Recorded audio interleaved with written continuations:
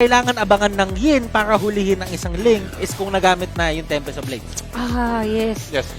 Pati isang factor din dito na kapag binaban mo yung Yin is, yung Yin kasi ginagamit siya or yung specialty niya is to shut down the core. Yeah. Gamit Your yung team is papapasukin niya sa loob ng realm para hindi makakuha ng objectives yung mga core ng kalaban. And that's one of the most efficient way for them to shut down OMG. Hellcurt! Nagbabalik at magpapadilim ng inyong mundo. Uy. Wow! Well, napakatagal natin hindi nakita si Hellcurt, pero for the longest time, lalo na rin ng mga recent patch, gamit na gamit ang isang Hellcurt pagdating sa ranked game. So there's a possibility na may pangsagot ngayon ang Next Play EVOS in terms of the early game.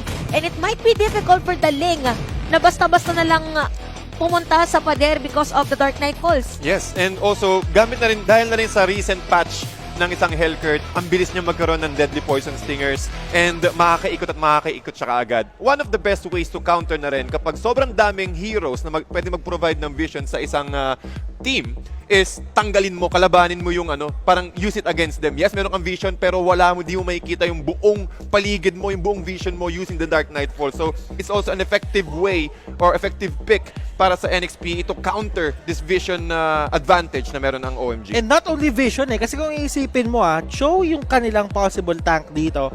So, meaning na kung hindi nakikita ng Cho yung mga tapansin mo dito, Chantel, ang ginagawa ni Ryzen is totally steal everything na pwedeng kunin ni H2 as long as may red siya. Oo. Pero meron doon nangyayari sa may gitna, El Piso, sa may gilid, and Ryzen going in for the kill. Ryzen up to the ng kanyang COD kanina just a few seconds ago. And with that, up kaagad yung timer ng OMG, especially kay Renzo na pwede siya mag-play aggressive once na nakakuha niya yung 12 stacks. I-utilize nila yung mabilis nilang pag-online, and right now, OMG, nakahuli ng isa, H2 dito, nabigyan din, Ryzen nasipa, and grabe yung sigawan sa may likod. Talagang aurahan kung aurahan. That's their plan against Next Play EVOS. And including Ryzen, parang may sarili na siyang taga-vision sa sarili niya. Uy! Alive, alert, awake, enthusiastic. Accumulate those items. He is at 7.8, so may damage pa rin yan. But again, Omega with a set. Then sa Gitno ang napili, pero si Donut naman ang next na target. Red Joe dito talagang pinapalapit niya, and Donut dito natulak ng flame shot. Sabi ni Rene J, want yung Donut namin. At si Rene J naman ang pinaka-naging target nila dito. Pero Ryzen going down! H2 may sagot na! Nako, Again, Next Play EVOS H. nakuha nila yung kill bounty para kay Ryzen. Pwede lang gawing aggression to or keys for them to play aggressive. Ooh! And look at the shotgun action doon. Rene J dito with the blinker in. Nagkahulihan. Magigyan na dito. Magkakatakbuhan. Renzo. Umahabol unti-unti at yung talon nandoon. At Rene J nagkahulihan. Ginerman suplex pabalik. At nandito na si Renzo. Talon ng talon. Parang bagong taon. Renzo goes down. Bigay ni Renzo because of the burst damage capability of H2. Uy, pero tinamaan na araw! Nahuli si mas Rene lang. J at si Hitman ay tinamaan pero hindi siya mati-take down. Face check lang. Face check lang, pero unti-unti na nababawasan dito yung HP ng Lord. I think it's go time para sa NXPE. And it is go time indeed. Andito na sila sa may pinakakamanid. Jack na dito. Nahuli mga kaibigan. And that is going to be 2 men down para sa side ng NXPE. Sino mapupunta? Kanino mapupunta yung Lord? Mapupunta sa OMG. NXPE. Tumatakbo na sila ngayon. El Piso umikot-ikot. Sinuhuli si Ryzen. El Piso will go down. So that a wipeout, ladies and gentlemen. And OMG. I think Chantel, this is it. This is it for Omega! This is it. 1-0. Nilang bantayan Renzo, agad. tatama ba sa kanya yung isa? Tama pa. And eto, Mac. Arrow for days. Speaking of... Pero meron pa. Meron pa laban ng Renzo coming in. Akala ko tapos na. Sorry about that, ladies and gentlemen. Pero NXPE. Talagang galit na galit. Kaya ba? Hindi kakayanin. Pero nasagot. Sa gitno dito with the stick. Alam mo, At least isang item dito sa net worth. Ryzen? Ryzen? Nahuli na sa gitno, and sa gitno dito, sabi niya, dating title ng NXPE. Habang ang NXPE naman ngayon, nandito sila sa may gitna. And Ryzen goes down. Nagpapasiklab dito sila H2. Eto, Max Chakro na may pinakagitna ng lahat. Pumapasok-pasok pa si H2. At etong turret. Kung hindi sila makakapagpwersa katulad ng ganito, eh hindi na magiging pabor ang laban, pero napakaganda ng Hawks. Pero hindi enough yun. Si Kera ka nahuli sa may gitna, sa gitna dito. Nagkahulihan pa nga. Eh nandun si El Piso, makakatakbo with a flicker out. Renjo dito, tinataboy lahat gamit ang tela. Pero sa gitno, walang pakialam si Renjo dito. Tinatakbo nila doon sa may pabalik. Sa gitno will go down. Masyado nang mataas yung turret damage na binibigay. Pero si Selena ay tutumba. Sino ba yung magiging priority natin dito? Kasi ang hirap eh. Nandun palagi si Rene J to cancel at i-disable ka agad yung position ng OMG. Alam nyo, Chantel TDC, ang gusto ko lang sabihin dito na napakataas na ng tsansa ng NXPE to secure this game. Pero meron doon na huli sa tubig na tubig din. Pero At sa may pinakadulo, si Kenny J. Uy, pero yung alam, baka ma-sandwich dito ng umatake Nestle na. Evos. Kanya-kanyang takbo para sa side ng Omega. At mahabol sila dito ha. May flicker ba si Kenny J? Meron. NJ with the hook this time around. An AOE hook with the Ruby. Flicker plus the Dotran. El Piso na huli. And that was kind of a misplay for the side of NXPE. Pero aside from that, kung isipin nyo, nakuha pa yung Lord. Kumbaga parang dito sa Omega, ang pinaka-winning condition. Kailangan nandun sa hakap na agad si Kenny J. Oo. Kumbaga, ay meron kayong binabato na pangmalayuan. Ay, ako sa may harapan. Jackno, nagkahulihan pa pero dinter ka lang naman yung kanilang pakay. Nahuli si Kenny J.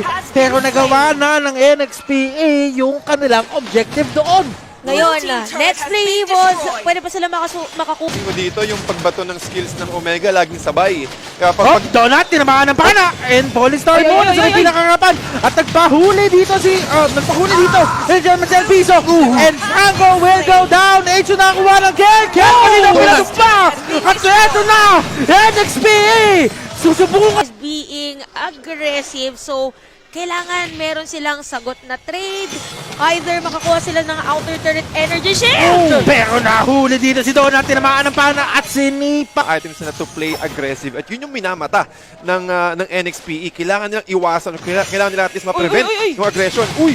And si Renjo dito ang magiging target. Isang flicker lang ang kailangan at nakita na natin to from the side of NXPE kung paano nila i-utilize ang Mathilda, ang Beatrix at ang Franco sa isang certain lineup. Although, bottom lane, uy grabe, sakit si Ryzen. Naku, palong-palong si Ryzen, nahuli si Kenny J. Uy, naku po. Pero yung pana hindi na tama, pero Jackson dito with the rally, hindi ba sila tapos doon? And Coming to game number 3 is they focus more on the objective as to why Nestle Evos ngayon somehow nagiging reactive sila sa rotation ng Omega. At nahuli na naman si Kenny J. Hindi talaga siya binibigyan ng pahinga. And si Donut, ang pinaka-main target nila. Nahuli pa ng pana ni Heto Max. At sa may pinakagitna, H2O with the same. Siya nga ba? Super hit na nakatapos sa lahat. Siya ka nasabay sa gitno. Sa may pinakagitna.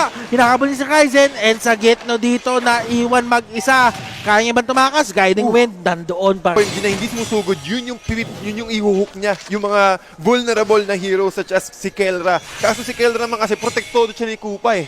Ang hirap patamain ng Iron Hook. So ngayon ng NXPE, nagtataka sila paano nila i-approach yung ganitong klaseng lineup or build-up ng draft sa side ng OMG. Kasi laging merong follow-through yung combo ni Chakno pati ni Eto Max na disable. Ready lagi, eh, Ready no? lagi. Lord! Ay, nandiyan na! Ayan, nandun sa gitna si H2O.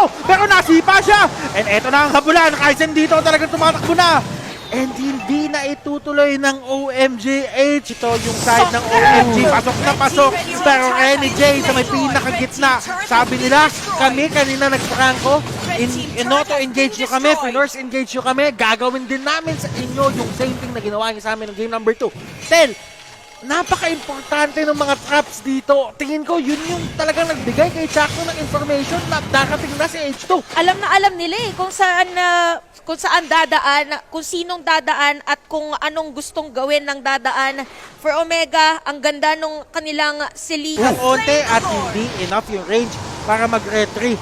At ang masama dito for NXP, Shantel, TDZ, nagamit nila yung Black Dragon form. Yun na nga eh. Kumbaga magkakaroon agad ng opening dito yung OMG. But I'm not sure kung aatake ka agad yung OMG dito since there's a big possibility na hintayin nila yung paparating na Lord at dun sila gagawa ng play. And again, gusto ko lang din ikudos dito si Ryzen sa kanyang item build-up. Talagang malutong bawat hampas niya.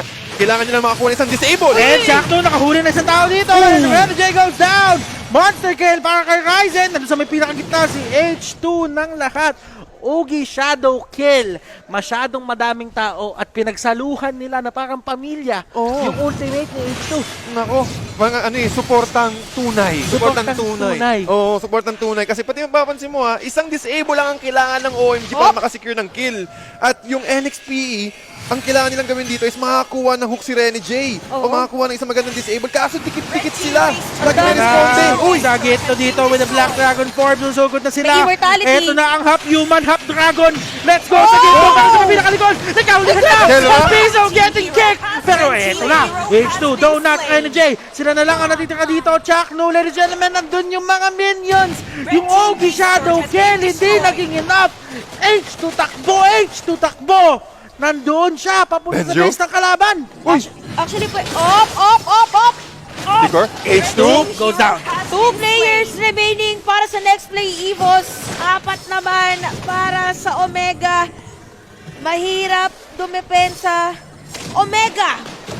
Remember guys, this means everything para sa Omega kung makukuha nila yung victory to.